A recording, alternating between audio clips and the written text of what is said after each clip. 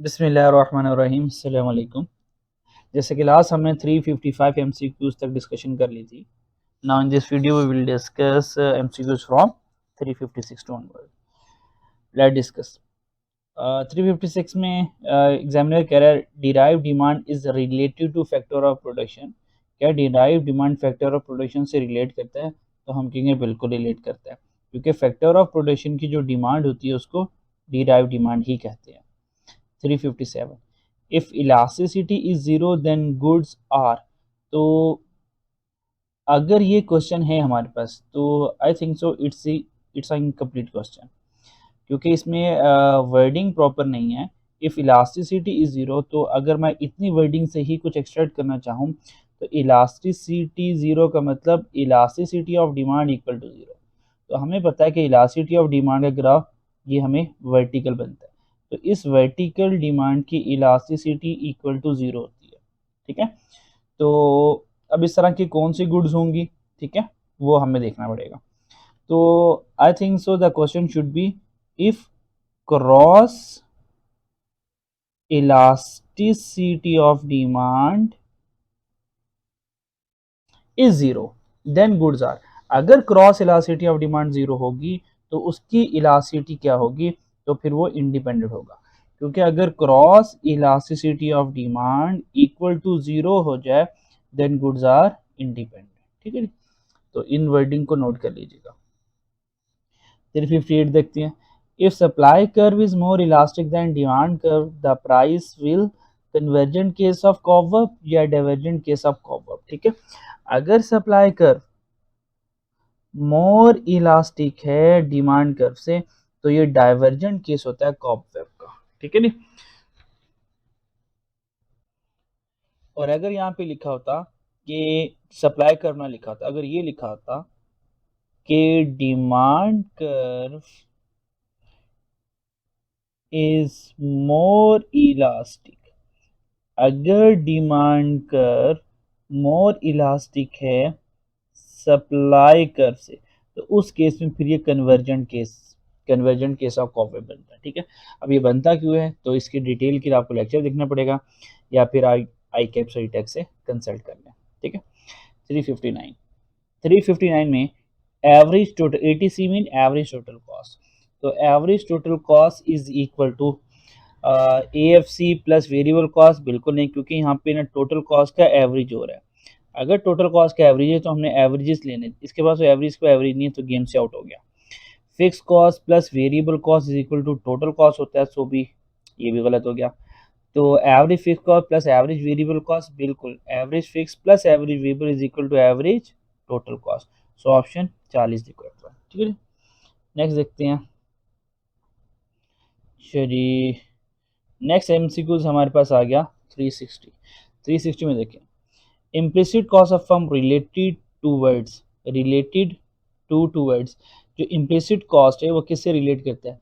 सब normal profit से, normal profit से, सुपर नॉर्मल से या इकोनॉमिक प्रॉफिट से। ठीक है, तो जो इम्प्लिसिट कॉस्ट थी याद रखिएगा वो नॉर्मल प्रॉफिट की एग्जांपल थी, क्योंकि इम्प्लिसिट कॉस्ट अपॉर्चुनिटी कॉस्ट होती है, ये नॉन मॉनिटरी कॉस्ट होती है। ठीक है, तो इम्प्लिसिट कॉस्ट आने की वजह से हमारा नॉर्मल प्रॉफिट यानी कि इकोनॉमिक, ये normal profit with respect to economic profit है। ठीक है, विद रिस्पेक्ट टू इकोनॉमिस्ट है। ठीक है, तो ये विद रिस्पेक्ट टू इकोनॉमिस्ट या अकाउंटेंट के लिहाज से नहीं है, तो इम्प्लिसिट कॉस्ट की वजह से हम नॉर्मल प्रॉफिट पर आ जाते हैं। चलिए 361 में if Pakistan take loan from Japan how it can be recorded. अगर पाकिस्तान जापान से लोन लेता है तो इसको कैसे रिकॉर्ड करेंगे?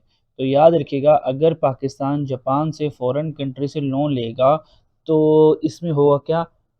इनफ्लो होगा, इनफ्लो ऑफ मनी होगी पाकिस्तान में। ठीक है, तो पाकिस्तान में अगर इनफ्लो ऑफ मनी होगी तो इसका मतलब पाकिस्तान का जो कैपिटल रिजर्व अकाउंट होगा वो बढ़ जाएगा। कैपिटल रिजर्व अकाउंट क्या हो जाएगा? इंक्रीज कर जाएगा।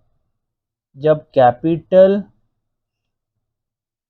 रिजर्व अकाउंट इंक्रीज करेगा तो आपने अकाउंटिंग में पढ़ी हुई है कि कैपिटल का इंक्रीज करना क्रेडिट होता है। ठीक है, कैपिटल का इंक्रीज करना, क्योंकि कैपिटल क्रेडिट नेचर का होता है। तो अगर कैपिटल इंक्रीज करेगा तो इसका मतलब credit side of capital account के क्रेडिट साइड पर आएगा। So option B is correct. ठीक है,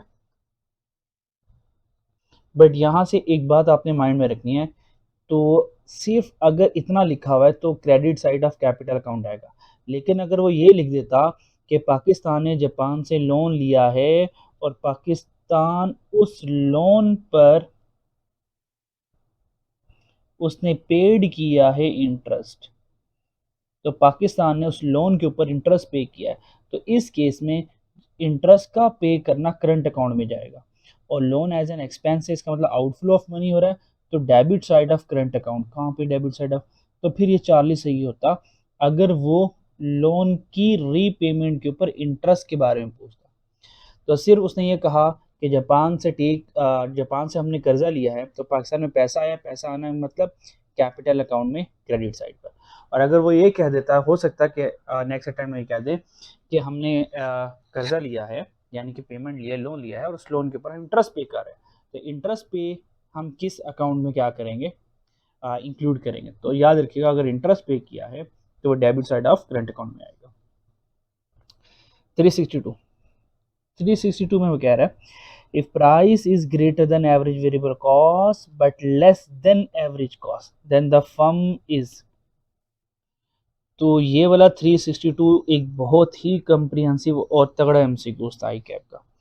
if price is greater than average variable cost, अगर प्राइस एवरेज वेरिएबल कॉस्ट से ग्रेटर है लेकिन वो एवरेज कॉस्ट से कम है, तो इसको समझने के लिए तो हमें शायद थोड़ी सी डायग्राम का सहारा लेना पड़ेगा। ठीक है, उससे थोड़ी सी बात समझ आ जाएगी, वरना ज़बानी कलामी आप लोगों की, ज़बानी कलामी अगर मैंने बात की तो हो सकता है बाउंसर चले जाएगा, ऊपर से गुजर जाएगा। तो परफेक्ट कंपटीशन ग्राफ बना लेते हैं। तो this is equal to P is equal to A R is equal to M R. ठीक है जी, अच्छा जी, तो ये हमारे पास आ गई एवरेज कॉस्ट। ठीक है, और उसने कहा कि प्राइस इज ग्रेटर है एवरेज वेरिएबल कॉस्ट, तो इसका मतलब प्राइस ग्रेटर है और एवरेज वेरिएबल कॉस्ट यहाँ पे बना लेते हैं, this is the average variable cost. If price is greater than average variable cost, तो चेक करें ये जो हमारी प्राइस है ये एवरेज वेरिएबल कॉस्ट से ग्रेटर है, but less than average cost, लेकिन ये जो हमारी प्राइस है एवरेज कॉस्ट से लेस है, तो यहाँ पर होगा क्या। ठीक है, तो फर्दर डायग्राम को कंप्लीट कर लेते हैं, ज़रा मार्जिनल कॉस्ट को भी ले आते हैं। ठीक है, तो M C, this is my M C marginal cost curve, तो this is the my marginal cost curve, ये मेरी मार्जिनल कॉस्ट कर्व आ गई। तो M C is equal to M R, ये मेरा बन गया फर्म इक्विलिब्रियम पॉइंट। ठीक है जी, अच्छा जी, उसके बाद फर्दर ग्राफ को ज़रा कंप्लीट करते हैं। अच्छा, ग्राफ को कंप्लीट करने के लिए एवरेज कॉस्ट और average variable cost, average cost और एवरेज वेरिएबल कॉस्ट, तो यहाँ से यहाँ तक का डिस्टेंस जो है, ये डिस्टेंस मुझे फिक्स कॉस्ट शो कर रहा है। क्या शो कर रहा है, फिक्स कॉस्ट शो कर रहा है। और ये प्राइस है, यानी कि एवरेज रेवेन्यू, और ये एवरेज कॉस्ट है। तो यहाँ से यहाँ तक का जो डिस्टेंस है ये मुझे लॉस शो कर रहा है। क्या शो कर रहा है, लॉस शो कर रहा है। इसका मतलब ये है कि जो लॉस है वो फिक्स कॉस्ट से कम है। तो ये हमारे पास सिचुएशन है, इसका मतलब लॉस कम आ रहा है लेकिन फिक्स कॉस्ट अभी ज़्यादा है। ठीक है, इसका मतलब लॉस बहुत ज़्यादा नहीं है। तो बताएं then the firm is maximising profit, बिल्कुल मैक्सिमाइजिंग प्रॉफिट नहीं है यहाँ पे, तो फर्म को प्रॉफिट ही नहीं हो रहा, तो चेक करिए लॉस हो रहा है, तो मैक्सिमाइजिंग प्रॉफिट का तो सवाल पैदा नहीं होता।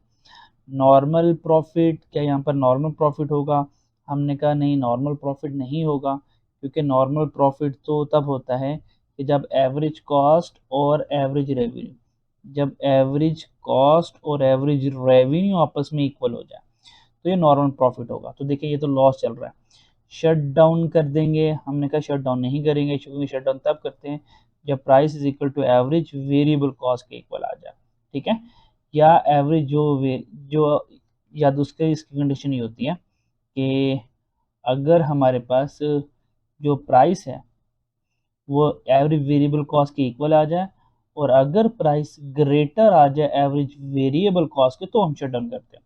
तो चेक करें इस वक्त जो प्राइस है वो ये है, अबव है, और एवरेज वेरिएबल कॉस्ट लेस है, यानी कि ये जो ग्राफ बना हुआ है वो ये वाली बात है कि जो प्राइस है वो हमारे पास ग्रेटर है एवरेज वेरिएबल कॉस्ट। तो सॉरी, ये ऐसे होना था, अगर प्राइस लेस हो जाए एवरेज वेरिएबल कॉस्ट से, या price equal to average variable cost हो जाए, तो हमारा शट डाउन होगा। ठीक है, क्योंकि यहाँ पे हमारे पास जो प्राइस ग्रेटर है और एवरेज वेरिएबल कॉस्ट लेस है, तो हम यहाँ पे शट डाउन नहीं कर सकते, क्योंकि शट डाउन कंडीशन ही अभी मेट नहीं हुई। तो हम यहाँ से कह सकते हैं कि मैक्सिमम प्रॉफिट भी नहीं है, नॉर्मल प्रॉफिट भी नहीं है, तो ये लॉस वाला ग्राफ है। तो अब लॉस वाला ग्राफ यहाँ पे लिखना चाहिए था कि हमारे पास सब नॉर्मल प्रॉफिट है, यानी कि जो ग्राफ है ये हमारे पास सब नॉर्मल प्रॉफिट, सब नॉर्मल प्रॉफिट मीन ये लॉस वाला ग्राफ है। तो हम कह सकते हैं मिनिमाइजिंग प्रॉफिट, के प्रॉफिट मिनिमाइज हो रहा है, यानी कि प्रॉफिट कम होता जा रहा है अगर ये सिचुएशन रहेगी, और आस्ता आस्ता प्रॉफिट कम होते होते ऑब्वियस बात है हम शट डाउन वाली पोजीशन पर आ जाएंगे, प्रॉफिट कम होते होते हम शट डाउन वाली कंडीशन पर आ जाएंगे। 63 देखते हैं, if banks buys an asset from third party and sell to company on deferred basis it is called। अगर बैंक एक एसेट थर्ड पार्टी से बाय करता है और उसको सेल करता है, इसका मतलब बाय करके एसेट को सेल करना डेफर्ड बेसिस पर, इसका मतलब ये कॉन्ट्रैक्ट ऑफ सेल है, बाय करके सेल करना। तो अगर बैंक कोई एसेट बाय करके सेल कर रहा है तो इसको हम कहते हैं मुराबाहा, ये हमारा मुराबाहा होता है। ठीक है, मुशारका में तो आपको पता है कि दो पार्टीज होती हैं, ए और बी, दोनों कैपिटल भी लेकर आते हैं और बिजनेस में एक्टिव पार्टिसिपेट भी करते हैं, मैनेजमेंट भी संभालते हैं। और मुदारबा में क्या हो रहा होता है, ए और बी दो पार्टनर होते हैं, तो ए एक बंदा पैसे लेकर और दूसरा बिजनेस को मैनेज करता है, स्किल यूज करता है। ठीक है, यानी कि इन्वेस्टमेंट फंड्स को संभालता है। और इजारा हमें पता है एक लीजिंग एग्रीमेंट, एक क्या है, लीजिंग एग्रीमेंट। ठीक है जी। 364 per capita income calculation is shows, कहता है पर कैपिटा इनकम कैलकुलेट कर दें, तो हमें पता है पर कैपिटा इनकम कैलकुलेट करने के लिए फॉर्मूला होता है per capita income is equal to जितनी भी नेशनल इनकम होगी, जितने भी नेशनल इनकम होगी अगर हम उसको डिवाइड कर दें टोटल पॉपुलेशन पर, ठीक है, तो हमारी क्या आ जाएगी, पर कैपिटा इनकम आ जाएगी। ठीक है, तो पर कैपिटा इनकम कैलकुलेट कर लेते हैं ज़रा। अच्छा जी, तो व्हाट इज़, अच्छा उसने कहा ईयर 1 की नेशनल इनकम दे दी है और टोटल पॉपुलेशन गिवन कर दी है। ठीक है, इस तरह ईयर 2 की नेशनल इनकम और पॉपुलेशन गिवन कर दी, और उसने कहा क्या पर कैपिटा इनकम ईयर 1 से जब हम ईयर 2 पर आएंगे तो इम्प्रूव कर रही है, डिक्लाइन कर रही है, सेम रही है। तो हमने क्या कैलकुलेट कर लेते हैं। तो जब हमने ईयर 1 की कैलकुलेशन की तो what is the national income, 180,000 billion है। ठीक है, ये बिलियन याद रखिए, ये बिलियन पर है। तो अगर इसको मिलियन में कन्वर्ट करना है तो 3 जीरो और देने पड़ेंगे, तो मिलियन में कन्वर्ट हो जाएगा। और पॉपुलेशन कितनी है, 225 मिलियन, तो डिवाइड करेंगे 225 मिलियन, तो ये मिलियन मिलियन से कैंसिल हो गया। तो 180,000 को डिवाइड कर देंगे 225 से, तो देखेंगे हमारे पास आंसर क्या आता है। ठीक है जी, कैलकुलेट करने से आंसर आ गया 8 लाख। ठीक है जी, तो ये 8 लाख आ गया। और इसी तरह ईयर 2 के लिए देख लेते हैं, what is the national income year 2। Year 2 में नेशनल इनकम है 180, 800, पर ये भी बिलियन में, तो मिलियन में कन्वर्ट करने के लिए 3 जीरो और लगा दिए, डिवाइडेड बाय 226 मिलियन, तो मिलियन मिलियन से कैंसिल हो चुका होगा। तो इसको डिवाइड करते हैं 180, 800, 000 डिवाइडेड बाय 226, तो आंसर आ गया इसका 8 लाख। इसका भी 8 लाख है। तो चेक करें जब हमने ईयर 1 से ईयर 2 पर आए तो हमारी जो पर कैपिटा इनकम है वो सेम रही है, ईयर 1 में भी 8 लाख थी, ईयर 2 में भी 8 लाख है, तो हम कहेंगे per capita income remain same. ठीक है जी। अच्छा जी 365 देखते हैं। व्हेन इन्फ्लेशन रेट बिलो 5%, अगर इन्फ्लेशन रेट बिलो 5% है तो हम कहेंगे it set to be.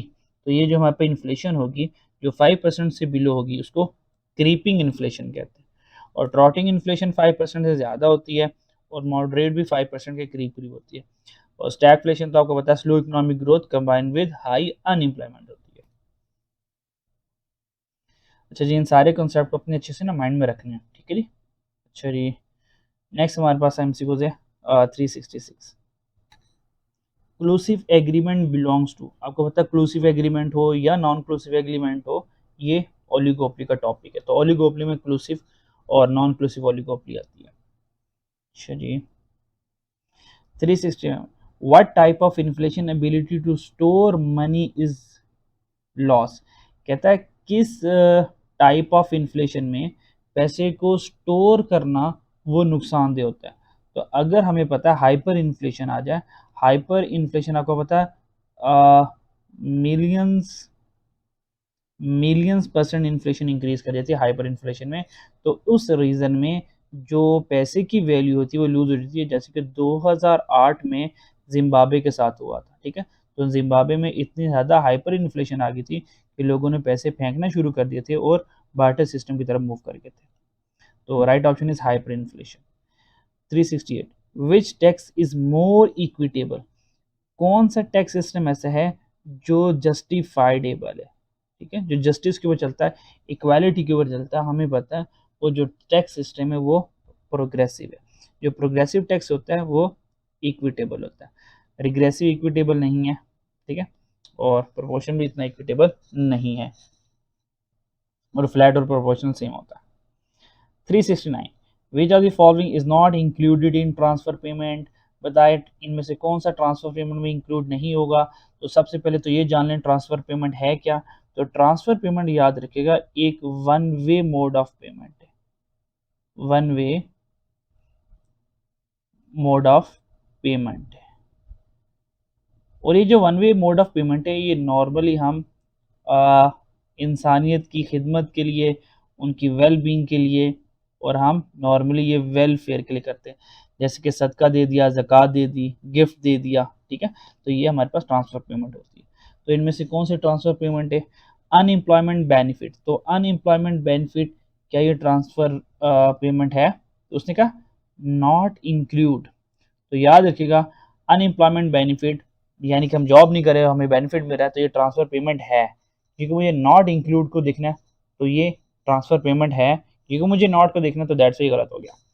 Government subsidy to farmer and exporter, तो गवर्नमेंट ने फार्मर को क्या की सब्सिडी दी, ऑब्वियस बात है फार्मर काम करेगा उसके बदले में उसको सब्सिडी मिली है, तो ये one way mode of payment यहाँ पर नहीं होगा। ठीक है, क्योंकि ऑब्वियस बात है फार्मर काम कर रहे हैं तो गवर्नमेंट प्रोडक्शन बढ़ाने के लिए सब्सिडी दे रहा है, तो क्योंकि ट्रांसफर पेमेंट नहीं है और हमने कहा था not included in transfer payment, तो ट्रांसफर पेमेंट में इंक्लूड नहीं है, दैट्स ये हमारा सही ऑप्शन होगा। Reduction in corporate tax, corporate tax में जो कमी है ये भी ट्रांसफर पेमेंट नहीं है, तो ये भी हमारा ऑप्शन सही होगा। पेंशन फंड ट्रांसफर पेमेंट है, तो क्योंकि मुझे नॉट चाहिए तो ये भी नहीं आएगा मेरा ऑप्शन, तो beta in 40 the correct option. Last MCQ of the day, over a long period of time, तो जब हमारे पास टाइम पीरियड लॉन्ग हो जाए यानी कि लंबे अरसे तक, तो हमें पता है कि लॉन्ग टाइम पीरियड में डिमांड भी इलास्टिक होती है और सप्लाई भी इलास्टिक होती है। तो option 4 is the correct option, both demand and supply become more elastic. इसकी रीज़न आपको चैप्टर नंबर 3 में इलास्टिसिटी ऑफ डिमांड में मिल जाएगी, यूट्यूब पर चैप्टर नंबर 3 मैंने अपलोड किया हुआ है इलास्टिसिटी ऑफ डिमांड का, वो देख लीजिएगा तो इसकी रीज़न आपको मिल जाएगी। तो शॉर्ट थोड़ी सी रीज़न बता देता हूँ, क्योंकि जब लॉन्ग टाइम पीरियड होता है कि हम अपने कोई सब्सटीट्यूट्स फाइंड कर लेते हैं तो दैट्स वाई डिमांड इलास्टिक हो जाती है, और लॉन्ग टाइम पीरियड में सप्लाई बिकम मोर इलास्टिक होती है। ठीक है, क्योंकि शॉर्ट टाइम पीरियड के लिए सप्लाई तो हम एग्जिस्टिंग रिसोर्सेज को यूज़ करके सप्लाई पूरी कर देते हैं, लेकिन अगर लॉन्ग टाइम के लिए हमें सप्लाई चाहिए होती है तो हमें परमानेंट फैक्ट्री लगानी पड़ती है, तो दैट्स वाई अगर फैक्ट्री लग जाए तो we can increase supply easily. So option is correct, both demand and supply. Become more elastic. तो स्टूडेंट यहाँ आज के लिए इतना काफ़ी है इंशाल्लाह ताला। नेक्स्ट वीडियो में इंशाल्लाह 371 से ऑनवर्ड मैं डिस्कस कर लूँगा। अपना ख्याल रखिएगा। अल्लाह हाफिज़।